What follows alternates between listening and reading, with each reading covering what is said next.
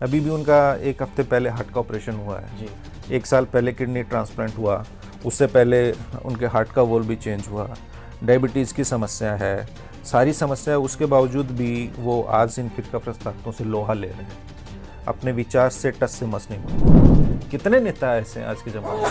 आप देख रहे होंगे एक छोटे से एजेंसी के छापे से किसी की गिदड़ भभकी से लोग डर जाते हैं। आपकी प्रेग्नेंट वाइफ है, 3 दिन बाद डिलीवरी होनी है, उसी दिन आपके घर में रेड पड़ रही है, 17-17, 16-16 घंटे आपकी वाइफ को भी बिठा के रख रखा, बाहर जाने की नहीं है, फ़ोन सब छीन लिए जाते हो कि भले ही मेरी उम्र 30 वर्ष है, लेकिन इन 7-8 वर्षों के राजनीतिक जीवन में मुझे इतना अनुभव प्राप्त हो गया कि मुझे लगता है कि मुझे 40-50 साल का राजनीतिक अनुभव प्राप्त हो गया।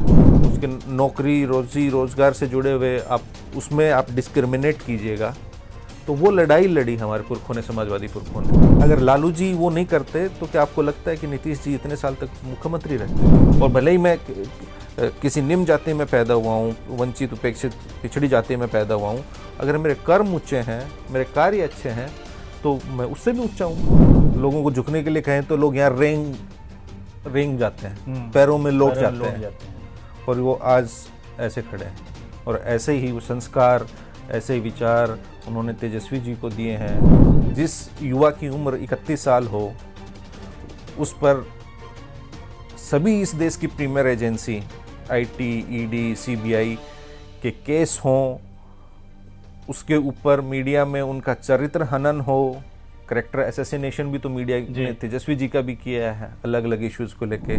मैं जिस जाति में पैदा हुआ, जिस वर्ण में पैदा हुआ, जिस कुल में पैदा हुआ, कोई मैंने आवेदन नहीं दिया था कि मुझे अमुक जाति में पैदा होना है या अमुक वर्ण में पैदा होना है। आप इंसान को इंसान नहीं समझेंगे सिर्फ इसलिए कि वो फलना जात का, फलना धर्म का है। और अभी भी लोग इस बात को मानने के लिए तैयार नहीं है। गंदा मंदा कर्म करूंगा और फिर भी मैं एक अमुक वर्ण और जाति में हूँ, तो फिर भी मैं श्रेष्ठ कहलाऊंगा। जो गांधी मैदान राजनीतिक रैलियों के लिए जाना जाता था, वो नियुक्तियों के लिए जाने लगा। देखिए, मैं इस प्रदेश का नहीं हूँ या इस प्रदेश में आया नहीं भी था। खैर, अच्छा, लालू यादव की जो जिंदगी है वो बड़ी संघर्ष की रही, आप लोग कहते हैं, लेकिन बीजेपी के लोग उसे जंगल राज के बारे में कहते हैं। कोई घटना अगर घटती है, आप लोग अगर सरकार में होते हैं, कई बार गठबंधन हुआ, तो आगे देखिए फिर जंगल राज आ गया। आपने ठीक कहा, लालू जी के संघर्ष के बारे में बात की। देखिए, मैं इस प्रदेश का नहीं हूँ या इस प्रदेश में आया नहीं भी था। हालांकि मेरी सामाजिक जीवन में और राजनीतिक पार्टियों में या सामाजिक कार्यों में, राजनीतिक कार्यों में हमेशा रुचि रही। अभी भी मैं समझता हूँ जी और शिद्दत से इस बात को मानता हूँ कि लालू जी के संघर्षों से बड़ा मेरे लिए इस दुनिया में कोई मोटिवेशन नहीं है। यही बात आपने बोली थी जब आप पर्चा दाखिल करके आ रहे थे, तो वो कितने अनगिनत लोगों के कितने प्रेरणा स्रोत हैं, उनको देख के लोग प्रेरणा पाते हैं। तो ये लालू जी का संघर्ष है। अभी भी आप देखिए, अभी भी उनका 1 हफ्ते पहले हार्ट का ऑपरेशन हुआ है जी। 1 साल पहले किडनी ट्रांसप्लांट हुआ, उससे पहले उनके हार्ट का वॉल्व भी चेंज हुआ, डायबिटीज़ की समस्या है, सारी समस्या उसके बावजूद भी वो आज इन फिरकाप्रस्त ताकतों से लोहा ले रहे हैं, अपने विचार से टस से मस नहीं हुए। कितने नेता ऐसे हैं आज के ज़माने में? आप देख रहे होंगे एक छोटे से एजेंसी के छापे से किसी की गिदड़ भभकी से लोग डर जाते हैं। लोगों को झुकने के लिए कहें तो लोग यहाँ रेंग जाते हैं, पैरों में लौट जाते हैं, और वो आज ऐसे खड़े हैं। और ऐसे ही वो संस्कार, ऐसे ही विचार उन्होंने तेजस्वी जी को दिए हैं। वो उसी विचारधारा के साथ, उसी जज्बे के साथ, उसी जुनून के साथ, उसी जोश के साथ वो आगे बढ़ रहे हैं, लड़ रहे हैं इनसे।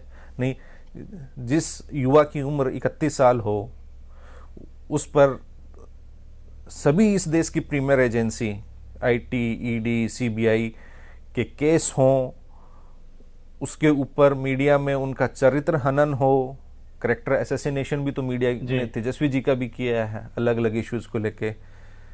आप कल्पना करिए, आपकी प्रेग्नेंट वाइफ है, 3 दिन बाद डिलीवरी होनी है, उसी दिन आपके घर में रेड पड़ रही है, 17-17, 16-16 घंटे आपकी वाइफ को भी बिठा के रख रखा, बाहर जाने की नहीं है, फ़ोन सब छीन लिए जाते हो।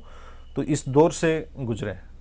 ये तो बहुत मतलब एक परेशानी वाला लम्हा होता आपको याद होगा इसी विधानसभा में जब भाषण में तेजस्वी जी ने कहा था कि भले ही मेरी उम्र 30 वर्ष है, लेकिन इन 7-8 वर्षों के राजनीतिक जीवन में मुझे इतना अनुभव प्राप्त हो गया कि मुझे लगता है कि मुझे 40-50 साल का राजनीतिक अनुभव प्राप्त हो गया। उन्होंने शायद शेरो शायरी के माध्यम से भी अपनी बात रखी थी, उम्र में भले ही मैं छोटा हूँ लेकिन हादसों से लड़ा। हाँ, तो ये रहा है उनका। अच्छा, आप लोगों का एक टारगेट है कि भाई लालू यादव का जो समाजवाद है, जो दबे कुचले अल्पसंख्यक समाज के लोग हैं भाई, जिनको लोग सोचता ही नहीं कि भाई आप राजनीति में आइए, आप पुस्तकालय में आइए, आप विश्वविद्यालय में आइए, उन्हीं सारी चीजों को जहन में आप लोगों ने बैठा के एक टारगेट सेट किया कि नहीं, एक बार हमारी अपनी सरकार बहुमत की आ जाएगी, फिर हम समाज में जो इंसाफ वाला मामला है उसको बिल्कुल नए दौर में नए तरीके से लागू कर देंगे। देखिए, आप कोई भी देश हो, कोई भी युग हो, हर 3-4 दशक में राजनीति भी बदलती है, समाज भी बदलता है, और समाज और राजनीति एक दूसरे के पूरक हैं, अलग अलग नहीं है। वो जो दौर था 90s का, वो सोशल चर्निंग का दौर था, सामाजिक क्रांति का दौर था। आप युगों युगों से खाली आपको इसलिए हे दृष्टि से देखा जाता था कि आप एक निम्न जाति में पैदा हुए। मैं जिस जाति में पैदा हुआ, जिस वर्ण में पैदा हुआ, जिस कुल में पैदा हुआ, कोई मैंने आवेदन नहीं दिया था कि मुझे अमुक जाति में पैदा होना है या अमुक वर्ण में पैदा होना है। ना जो अपने आप को कथित श्रेष्ठ समझते हैं, जन्मजात खाली जन्म के आधार पे जो अपने आप को श्रेष्ठ और विशिष्ट समझते हैं, ना आवेदन उन्होंने दिया था।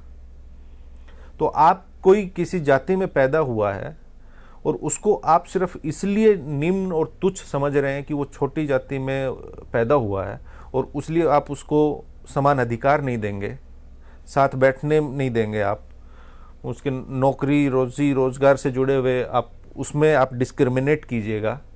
तो वो लड़ाई लड़ी हमारे पुरखों ने, समाजवादी पुरखों ने। लालू जी ने उस लड़ाई को तेज किया, स्वर दिया, जुबान दी, सहारा दिया। वो उस दौर की जरूरत थी। अगर लालू जी वो नहीं करते तो क्या आपको लगता है कि नीतीश जी इतने साल तक मुख्यमंत्री रहते?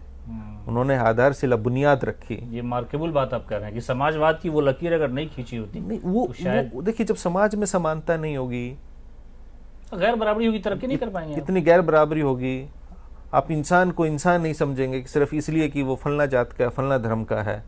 और अभी भी लोग इस बात को मानने के लिए तैयार नहीं है। उनको लगता है कि अगर हम किसी श्रेष्ठ जाति में और कुल में पैदा हुए हैं तो ये हमारा अधिकार है कि हम श्रेष्ठ ही रहेंगे, चाहे भले ही मेरा कर्म कितना ही निम्न हो।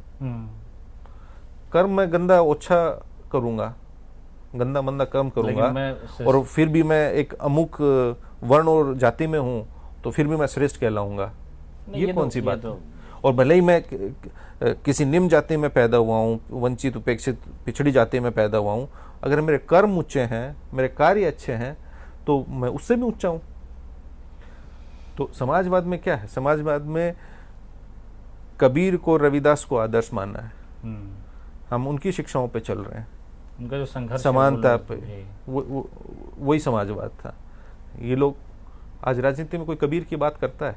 हमारे राष्ट्रीय जनता दल के आप ऑफिशियल बैनर में देखेंगे तो कबीर साहब भी हैं, रविदास भी हैं, ज्योतिबा फुले भी हैं, सावित्रीबाई फुले भी हैं, बाबा भीमराव अम्बेडकर भी हैं, महात्मा गांधी जी भी हैं, मौलाना आज़ाद भी हैं। सब महापुरुष हैं, सब से हम कुछ ना कुछ लेते हैं और उन्हीं विचारों पे चल रहे हैं। यही तो वजह है कि आज भारतीय जनता पार्टी और जो आपने कहा कि छोटे दलों का पूरा कुनबा एक तरफ है और राष्ट्रीय जनता दल गठबंधन एक तरफ है। अच्छा संजय जी, बड़ा रिसर्च किया आपने, बड़ी डेवलपमेंट की पार्टी में, सोशल मीडिया और हाँ, तो मैं बात छूट गई थी, तो मैंने कहा वो सामाजिक न्याय का दौर था, ये आर्थिक न्याय का दौर है। और हम खाली जुबानी खर्च नहीं कर रहे हैं। 17 महीने में 2020 के विधानसभा चुनाव में हमने एजेंडा रखा। एजेंडा रखने के बाद हमारी दुर्भाग्य से सरकार नहीं बनी, लेकिन उसके बाद जब 17 महीने का जो टाइम मिला जी, उस वक्त 17 महीने में जो नौकरियां दी जी, अब 5 लाख नौकरियां मान लो तेजस्वी जी की पहल पे, सकारात्मक पहल पे, उनके विजन के बलबूते मिली। मैं ये ठोक के कह रहा हूं ये बात, क्योंकि यही बताइए, यही सरकार एनडीए की 2022 से पहले 17 वर्षों से सत्ता में थी, क्या उन्हें यह नहीं पता था कि शिक्षा विभाग में 3 लाख शिक्षकों के पद रिक्त हैं, या अन्य विभागों में कुल मिला के बिहार में 6 से 7 लाख पदों की रिक्तियां हैं थी। तो 2020 के चुनाव में जब तेजस्वी जी ने कहा कि हम 10 लाख नौकरियां देंगे, तो सब लोगों ने उसको मजाक यहाँ पर हम रोकेंगे कि ये जो आप कह रहे हैं, आपकी दलील मजबूत इसलिए भी है कि नीतीश कुमार का वो बयान हमने सुना भी और हमने चलाया भी अपनी खबरों में कि बाप के यहाँ से नौकरी लाके देगा, इतना पैसा कहाँ से लाएगा। नहीं, पैसा उसी मुख्यमंत्री और उसी तेजस्वी की वजह से ये सारी चीजें हुई, आप कह रहे हैं। पहली बात तो आप ये मानिए, जब इन्होंने अपने घोषणा पत्र में आचार संहिता 2020 के चुनाव की लगने के बाद ये कहा कि हम 10 लाख पहली कलम से पहली कैबिनेट में 10 लाख नौकरियां देंगे, तो उसका मजाक उड़ाया गया कि कहां से 10 लाख नौकरियां हैं कहां सरकारी। तो इन्होंने कहा कि हमने साइंटिफिक रिसर्च किया है, हमारे पास विभागवार आंकड़ा है किस विभाग में कितनी रिक्तियां हैं और उन्हीं रिक्तियों पे हम नियुक्तियां करेंगे। तो उनके जेहन में ये थोड़ी बात घुसी कि हाँ इतनी तो रिक्तियां हैं विभाग में। हाँ, फिर आप देखिए कि हम सोचते दिल्ली के भी बहुत बड़े प्रबुद्ध पत्रकार होते थे, वो भी रिडिकल करते थे इस चीज की, ये कैसे संभव है, केंद्र सरकार नहीं दे सकती इतनी नौकरियां। पत्रकार भी नहीं है या वो हैं हम चैनल पे देखते थे, हमें उनकी बुद्धि पे और विवेक पे भी तरस आता था। मैं खुल के ये बात कह रहा हूँ, उनको कोई जानकारी नहीं कि जब ये मजबूती से कहते थे कि भाई इन चीजों पे ये रिक्तियां हैं, फिर इसके बाद वो चुप हो गए। फिर उन्होंने कहा कि बजट कहां से आएगा, तो इन्होंने बजटरी प्रोविजन भी बताया कि ये इतना आवंटन यहाँ है, इतना यहाँ है, आप कॉन्ट्रैक्चुअल एम्प्लॉइज को दे। दरअसल अधिकारी जो बताता है वही समझ जाता है ना, बड़ा नेता जब जिसका एक अपनी रिसर्च टीम नहीं होती, एक अध्ययन नहीं करते स्वयं, तो उन्होंने वो भी कहा। उन्होंने कहा कि जैसा आपने फरमाया कि उन्होंने कहा कि बाप के घर से लाएगा।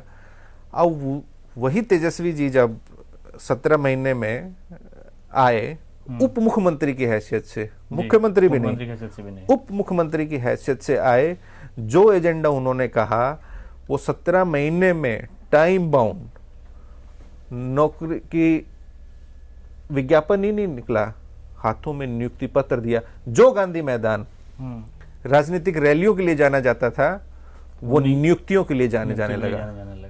लेकिन आजकल खाली है, आजकल नियुक्ति नहीं बढ़ रही है। आप ही देख लीजिए, वो जातिगत जनगणना भी करवाया, आरक्षण भी बढ़वाया, उसके बाद से अभी क्यों रुक गई है। जनवरी में ये सरकार बनी थी जी, आज हो गया है अक्टूबर आने वाला है, 8-9 महीने हो गए। 9 महीने में तो बच्चा हो जाता है। उसके बाद उन्होंने कितनी रिक्तियां बांटी है। फिर 25 में अगर सरकार आई तो माहौल ऐसा रहेगा गांधी मैदान में कि चलो भाई नौकरी लगी, आज स्वास्थ्य विभाग की नौकरी है, आज तो फला विभाग की है, तो शिक्षा की है, तो आज इसकी है। अब वो सब वक्त पे बताएंगे, अभी से आपका खुलासा क्यों करें कि क्या करेंगे। तैयारी तो हो रही होगी भाई, इतनी नौकरी, इतनी ये सारी चीजें खुशखबरी लोगों के लिए। नौकरी के अलावा भी बहुत सारे एजेंडे हैं। नौकरियां तो दी, नौकरी के अलावा तेजस्वी जी ने बताइए अपना कौन सा पार्टी का वैचारिक एजेंडा था आगे नहीं बढ़ाया। वही जातिगत जनगणना जो 17 वर्षों में नहीं हो पाई, हाँ। वो उन्हीं 17 महीनों में हुई। वही आरक्षण आप देखिए, अब तो IT का जमाना है, गूगल पे आप सर्च कीजिए, यूट्यूब पे जाइए, तेजस्वी जी का 2018 का अति पिछड़ा सम्मेलन या कृष्ण मेमोरियल हॉल में उन्होंने कहा था कि हम जब सरकार में आएंगे तो तमिलनाडु की तर्ज पे आरक्षण बढ़ाएंगे। तमिलनाडु में 69% है, यहाँ 75% हुआ। जो वादा किया डिलीवर किया, जो वादा करेंगे वो करेंगे। रीगा मिल का उन्होंने कहा बंद है, प्रधानमंत्री जी ने आप ही के जिला का मामला है, इन्होंने कहा, और कैबिनेट में जब ये थे पास कराया। अब सुनते हैं कि वो शुरू भी होगा। इन्होंने कहा था कि हम पलायन को रोकेंगे, उद्योग धंधे लगाएंगे, छोटे छोटे क्लस्टर्स में इंडस्ट्रियल क्लस्टर्स बना के उनमें जो लघु व मध्यम उद्योग के, देखिए बिहार की IT पॉलिसी भी आपकी कामयाबी है, उसमें आपने लाया। पनोरमा ग्रुप, जो सोचता है वो करता है।